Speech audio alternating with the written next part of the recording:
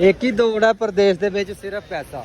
ਜਿਹੜਾ ਪਾਕਿਸਤਾਨ ਰਹਿ ਕੇ ਵੀ ਸਾਡੇ ਕੋਲ ਹੈ ਨਹੀਂ ਤੇ ਸਾਊਦੀ ਅਰਬ ਆ ਕੇ ਵੀ ਸਾਡੇ ਕੋਲ ਹੈ ਨਹੀਂ।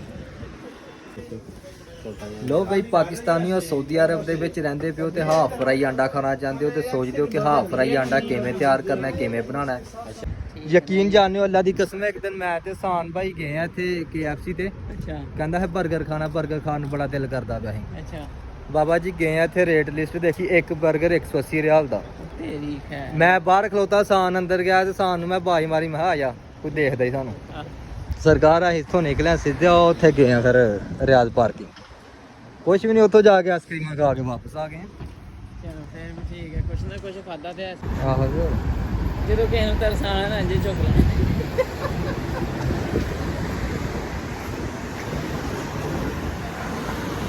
ਸਰਕਾਰ ਮਾਰਕੀਟ ਦੇ ਵਿੱਚ ਪਹੁੰਚ ਗਏ ਤੇ ਆਸਫ ਭਾਈ ਨੂੰ ਲੈ ਕੇ ਚੱਲਣਾ ਹੈ ਅੱਛੇ ਸ਼ਾਪਿੰਗ ਸੈਂਟਰ ਤੇ।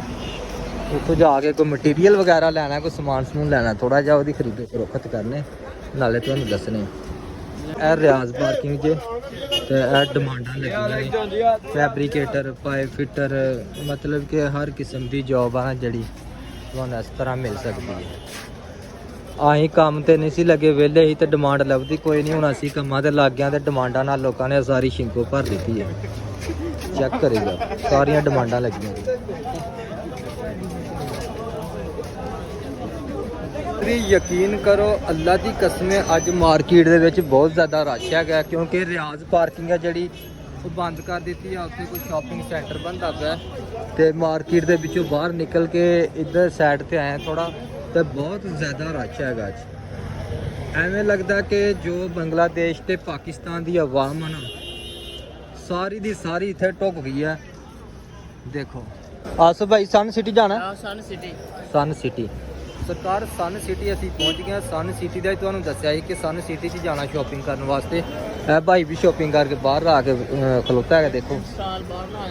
ਹਾਂ, ਤੇ ਇਹ ਦੇਖੋ ਇਹ ਸਨ ਸਿਟੀ ਜੇ, ਤੇ ਸਨ ਸਿਟੀ ਚੱਲਨੇ ਆ ਅੰਦਰ ਜਾ ਕੇ ਸ਼ਾਪਿੰਗ ਕਰਨਾ। ਲੇਕਿਨ ਅੰਦਰ ਜਾਣ ਤੋਂ ਪਹਿਲੇ ਕੈਮਰਾ ਸਾਨੂੰ ਥੋੜੀ ਦੇਰ ਬੰਦ ਕਰਨਾ ਪੈਣਾ ਕਿਉਂਕਿ ਲੇਡੀਜ਼ ਨਾ ਕਾਊਂਟਰ ਤੇ ਬੈਠੀਆਂ ਹੁੰਦੀਆਂ ਨੇ, ਇਸ ਕਰਕੇ। ਜੀ ਆਸਫ ਭਾਈ ਸਾਨੂੰ ਸਨ ਸਿਟੀ 'ਚ ਲੈ ਕੇ ਆਏ ਨੇ ਤੇ ਇੱਥੇ ਆ ਕੇ ਦੱਸਿਆ ਜੀ ਇੱਕ ਫਰਾਈ ਪੈਨ ਲੈਣਾ, ਕਿ ਥੋੜਾ ਜਿਹਾ ਸਮਾਨ ਲੈਣਾ ਉੱਥੇ ਰੂਮ 'ਚ, ਕੋਈ ਹੰਡੀ ਰੋਟੀ ਬਣਾਉਣ ਵਾਸਤੇ, ਕੁਝ ਚਾਵਲ ਬੰਦਾ ਬਣਾ ਲੈਂਦਾ ਹੈ, ਕੋਈ ਸਾਲਨ ਸੁਲਨ ਬੰਦਾ ਪਕਾ ਲੈਂਦਾ ਹੈ। ਤੇ ਇਹ ਫਰਾਈ ਪੈਨ ਪਸੰਦ, ਕਿੰਨਾ ਰੇਟ ਹੈ? ਉਹ ਬਾਬਾ ਜੀ ਆਸਫ ਭਾਈ ਨੂੰ ਕੋਈ ਫਰਾਈ ਪੈਨ ਪਸੰਦ ਆ ਰਿਹਾ ਤੇ ਇਮਰਾਨ ਭਾਈ ਨੇ ਇਹ ਵਾਲਾ ਕੱਢ ਕੇ ਦਿੱਤਾ ਤੇ ਇਹਦੀ ਕੀਮਤ ਕਿੰਨੀ ਹੈ? 55 ਰਿਆਲ। ਆਸਫ ਭਾਈ ਸਾਰੇ ਫਰਾਈ ਪੈਨ ਲੱਗੇ ਨੇ ਯਾਰ, ਕੋਈ ਪਸੰਦ ਕਰ ਲਓ। ਆ ਵੇਖੋ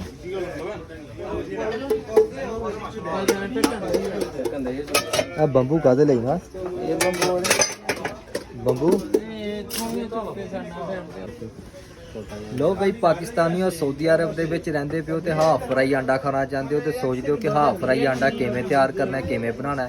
ਤੇ ਬਾਬਾ ਜੀ ਸਾਊਦੀ ਅਰਬ ਦੇ ਵਿੱਚ ਸਨ ਸਿਟੀ ਦੇ ਵਿੱਚ ਨਵੀਂ ਇਜਾਦ ਹੋ ਗਈ ਹੈ ਹਾਫ ਫਰਾਈ ਆਂਡੇ ਵਾਸਤੇ। ਆ ਛੋਟੇ ਫਰਾਈ ਪੈਨ ਆ ਚੁੱਕੇ ਨੇ, ਆ ਦੇਖੋ ਤੁਸੀਂ, ਮਾਸ਼ਾਅੱਲਾ ਜੀ। ਇਹਦੇ ਤੇ 12 ਰਿਆਲ 13 ਰਿਆਲ ਕੀਮਤ ਲੱਗੀ ਹੈ।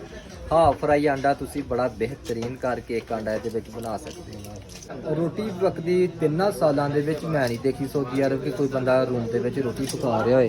ਤੇ ਤਵੇ ਇੱਥੇ ਹਰ ਕਿਸਮ ਦੇ ਲੱਗੇ ਦੇ ਨੇ, ਇਹ ਦੇਖੋ ਤਵੇ ਤੇ ਆ ਲੋਹਾ ਜਿਹਨੂੰ ਕਹਿੰਦੇ ਆ ਪਾਕਿਸਤਾਨ 'ਚ।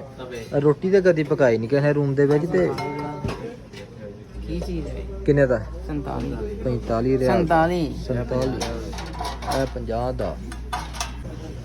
ਲੋ ਸਰਕਾਰ, ਕੋਈ ਵੀ ਚੀਜ਼ ਪਸੰਦ ਨਹੀਂ ਆਈ ਜੇ ਪ੍ਰੋਗਰਾਮ ਵੜ ਜਾਏ। ਆਸਫ ਭਾਈ ਕੀ ਸਲਾਹ ਤੁਹਾਡੀ, ਹੁਣ ਦੱਸੋ।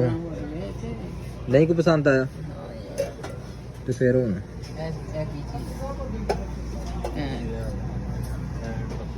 ਚਲੋ ਆ ਜਾਓ ਫਿਰ। ਓਏ ਹੋਏ ਹੋਏ ਹੋਏ ਹੋਏ, ਇਮਰਾਨ ਭਾਈ ਬੜਾ ਜ਼ਬਰਦਸਤ ਕਢਾਉਣਾ ਯਾਰ ਇਹ ਬੱਚਿਆਂ ਲਈ। ਲਾਈਟਿੰਗ ਲੱਗੀ ਹੈ, ਘੁੰਮਣ ਵਾਲਾ ਸਿਸਟਮ ਹੈ। ਓਏ ਹੋਏ ਹੋਏ,